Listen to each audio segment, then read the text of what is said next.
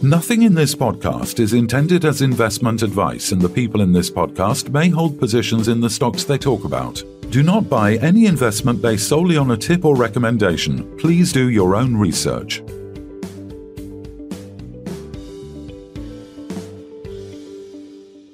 Hello and welcome to the Midweek Takeaway. Today we're joined by Oliver Friesen, CEO of Gold and Metal Resources. Welcome back, Oliver. How's it going, gents? Very good. So obviously the company just reported that exploration has identified large-scale copper deposits in its Garfield project, building on discoveries announced in May 2023. The recent exploration highlighted two significant copper zones, Power Line Zone and High Grade Zone. Subsequent geochemical analysis by industry expert Simon Griffiths confirmed the potential for Garfield to host large-scale skarn and porphyry deposits. Particularly the high-grade zone demonstrated evidence for both deposit types, making it a top exploration priority. Sounds like a nice Brucey bonus there, Oliver. Do you want to just add a bit more colour to that, please?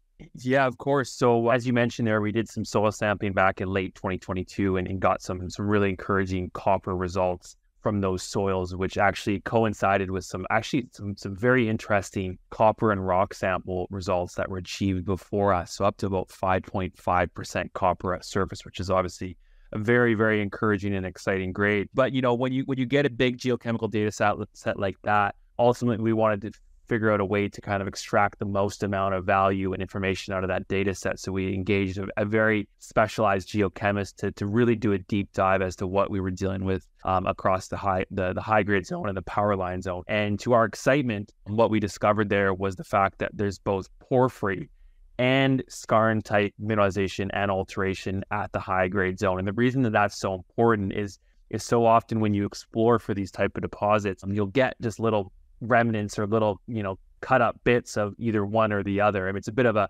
technical kind of story, but porphyry deposits are associated with skarn deposits, and porphyry deposits are probably one of the most important sources of, the metals like copper, gold, and silver in the world. So when we now have indications, very strong indications of both porphyry and skarn preserved, what that means is that we're potentially dealing with a fully preserved and what's called telescoped system within our high grade zone. And also on top of that, the high grade zone is about 800, 900 meters by about 1.5 kilometers and open in multiple directions. So you can just understand why we're so excited about today's news, just to show that the potential at this particular zone has just gone up very materially. Yeah. And I think porphyries are generally sort of associated with large and low to medium grade deposits, right? Do you want to just talk, in this particular area in Nevada, is it sort of renowned for these porphyry style deposits and skarn? Yeah, absolutely. Yeah. So the Walker Lane mineral belt, which is where this property is found, is where you find your active copper mines within the state of Nevada. And most of those are porphyry deposits. So it's an important point because, you want to be looking for deposits and deposit styles, and you want to have those nearby operating, right? If you're looking for a porphyry in a district with no porphyries, well, that's a bit of a red flag. But in this case, if you look at our website, there's a map on there showing the entire state of Nevada and where all of the various operating mines are located. And you'll see within that Walker Lane belt, there's quite a few active mines, and many of those are copper porphyries that are currently being mined. So we're definitely in the right part of Nevada. So to find a porphyry here was exciting, but it fits the geological model, which I think is another important consideration. So you've obviously identified these two zones, the power line zone and the high grade, and particularly the high grade, as you say, has demonstrated evidence for both deposit types. So top exploration priority now. So just talk us through what the what the exploration process might look like, and when listeners and investors can look forward to that starting. Yeah, of course. So in the RNS, we highlight that the next stage of work is going to start shortly. We're just finalizing those plans, so we should have some either news to the market or via our Twitter page. We'll highlight when that has started or when that's ongoing. But because we've now found these two zones within the high grade zone, the immediate next step is to follow up with detailed sort of geological mapping and prospecting. Now, as I mentioned previously, there was a sample of about 5.5% copper at surface, which was taken within the high-grade zone. But this was part of a really kind of intermittent and sparse sampling program that was done many years ago. So they didn't have the data sets that we have now. So they were just kind of walking over the area, saw something of interest, picked it up, and sure enough, 5.5% copper. So now we have all of these data sets layered together, and we know exactly where we need to go to really follow in and hone in on where potential porphyry type mineralization and a potentially porphyry deposit, as well as skarn, could be located within the high grade zone. And particularly to the northeast is where we're seeing the skarn type alteration and mineralization assemblages. And then to the southwest, we're seeing the porphyry. So now that we have these exact areas highlighted and kind of pinpointed, we can send in experts to go and really closely sample and investigate these zones to lead us to what would be the next steps along the line here once we get the results back from that program. So Oliver, as I said to you on when we were communicating before this, so you now have tungsten, lithium, and copper. So if you were to write a list of the different elements that you would like to take from the earth at this moment in time, with battery metals being important and defense being important, would you choose any different one? No, I mean, honestly, those are probably the top three for me at the moment. So, the fact that we have copper added to the kind of the different, suite of elements we're looking for is just a real feather in the cap. And I think it just highlights the quality and the depth of our portfolio. I mean, we could talk for many, many podcasts, which we already have on Pilot Mountain alone. We've done the same Kibbe Basin. I mean, there's just so much meat on the bone there. And now Garfield, one that most people probably didn't even know about. Here we have potential fully telescoped and preserved skarn and porphyry type systems. So copper is one of those ones where, any list you look at, copper's on there. It's electrification of the world, and it's one that doesn't matter which analyst or bank or person you talk to, it's on every list because we're going to need it for the future as the world continues to grow and progress here. So we're really excited that this just happened to be a fantastic copper find here. We're looking forward to next steps and really unlocking value here. And does the copper fall into the same situation as tungsten and lithium in terms of the critical metal situation for the US government? Yeah, so it actually does. And what's interesting about copper in particular is the DOE, the Department of Energy in the US, very recently, I think within the last month or two, added it to their critical minerals list, which opens it up to funding through the DOE. And the DOE has, very, very deep pockets when it comes to funding projects. So yeah, in terms of the list and the metals that the U.S. is looking to secure domestic sources of, tungsten, lithium, and copper definitely very high on that list. So when it comes to kind of our mandate, which was to help and be involved with the domestication and the securing effectively the supply chains of critical minerals, copper fits very perfectly into that narrative.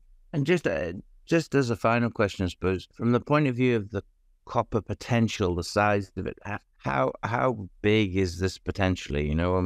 We look at copper discoveries as sort of millions of tons, if you like. So are we talking 10 million tons, 20 million tons, 100 million tons, 200 million tons?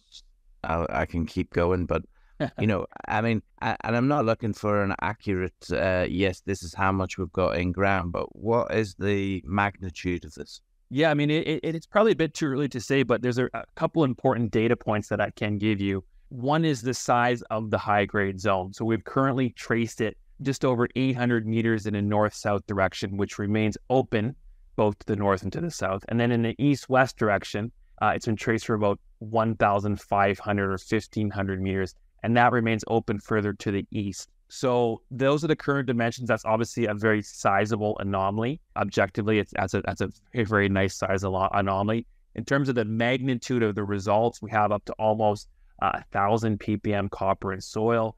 And then I think more importantly is we have, like I mentioned, very intermittent rock sampling that's been done within this zone and up to 5.5% copper. So it's too early to say, how big this could be. But it's a very sizable anomaly. It's open for expansion in many directions. And on top of that, we have very, very high grade, both copper in soil and copper in rock. So those are just some really interesting data points, which I think could point and further highlight what the potential could be here as we continue to advance this target. And the porphyries are on surface or just under surface, or whereabouts are they located? Yeah, so we have, and this is what is indicated in the report, is there's a thin layer of volcanics which blanket sort of the southwestern part of the high-grade target. And what we noticed there, what the geochemists noticed, was there was very strong sericite alteration within those volcanics. And on top of that, a bunch of other indicator minerals were looked at and essentially identified what looks to be a porphyry or intrusive related mineralized zone. So the volcanics have been mapped. They're not overly thick. So essentially, it'd be very close to surface. But some of the work that we're going to do now to follow up will help us answer some of those questions. Very good. All things considered, hopefully we're going to get some news on both the tungsten and the lithium going forward. What do you expect is the next news that we will hear from Golden Metal Resources? Yeah, so on the exploration side, obviously I can't say too much until it's out in the public domain, but we've certainly hinted at the fact that there is work and various corporate and commercial streams that are pushing forward, covering most of the assets in the portfolio. So as soon as those are ready for the market, we'll get those in. One thing that we've also discussed and we put out a few weeks ago was the OTC QB progress that we're making, which is obviously to do with our U.S. listing. So we've indicated, I think about a month ago, that that would take a couple of weeks. So we'll certainly have some news and try to update the market as soon as possible as to how that's progressing. And more importantly, once we do get our OTC QB listing approved, because effectively that is going to allow the average American to get exposure to what we're doing. And I think we've discussed this before, but we're very much a U.S. focused story, U.S. critical minerals story. And that has certainly resonated with the U.S. investors I've spoken to. So we're really looking forward to opening up our doors effectively to U.S. investors so they can get exposure to golden metal and all the exciting things that we're doing in Nevada. Yeah, I suppose, does that coincide with the appointment of, I think it was JT Starzecki to the board of directors that I think was announced at the beginning of last week, right? Exactly. Yeah, you nailed it there, Phil. I mean, the reality is we are fully committed to our UK London listing. We love the people that we work with here and the advisors, but we be remiss to not open ourselves up to the US. We are a Nevada focused story. We really plug into what a lot of Americans are concerned about right now, which is the reliance and dependence that they have on unfriendly countries for a lot of their metals. Every US investor I've spoken to have just been, that story has really resonated, and we plug in so perfectly with that, with, first and foremost, our tungsten asset, the largest in the US, and then lithium and copper as well. So, we're really looking to expand our presence in the US, really open ourselves up to US investors. And JT, who is a US national, he's currently working with a company called 5E Metals, which trades on the NASDAQ, and they're pushing forward a lithium and boron asset into production and development. And he's very much intrinsically involved with that story and pushing that forward on the development side of things. So he plugs in, and his skill set plugs in flawlessly in terms of what we're looking to do here at Pilot Mountain and just across the business in general. Yeah, I mean, it's a timely announcement with the copper. With the head of Goldman Sachs just announced that copper's the new oil. So everybody's really starting to realize just how much of a deficit and shortfall there is. And a lot of the miners as well, they're having a hard time keeping up with it. Absolutely. No, I mean, it's like I said, on every list I've ever seen, copper is usually at the top of it. So to have a really strong copper asset in the portfolio now, one that we're going to be advancing here and getting some more news out of, I think it's something that is on the top of everyone's mind. As you mentioned, it's sort of the new oil. So to have an asset like this that we're pushing forward is looking really promising. I'm just ecstatic, essentially. Very good. All looking very good in all three things. So let's hope we move forward at pace. Seems to be that the US want to are really serious about doing some of these things, because we had some news recently about graphite with the Blanco Resources, which was part of the same deal. So yeah, all looking very interesting.